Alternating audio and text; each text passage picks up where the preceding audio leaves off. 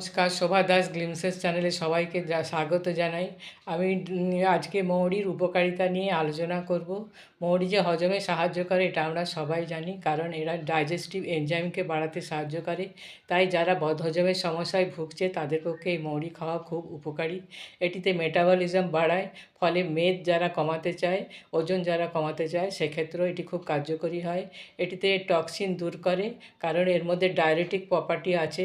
মৌরি খেলে ইউরিনের পরিমাণ বাড়ে, সেই ইউরিনের মাধ্যমে টক্সিন বাইরে বেরিয়ে যায়। যত শরীরে টক্সিন থাকবে ততই আমরা রোগে ভুগতে থাকবো।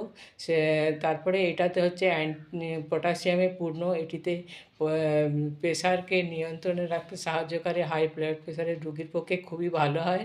এটিকে হার্ট হেলথেও ভালো থাকে।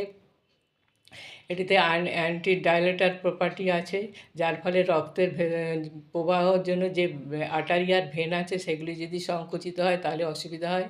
সেক্ষেত্রে এটিকে ডাইলেট করে প্রসারিত করতে সাহায্য করে, ফলে রক্ত প্রবাহ ঠিক হয়।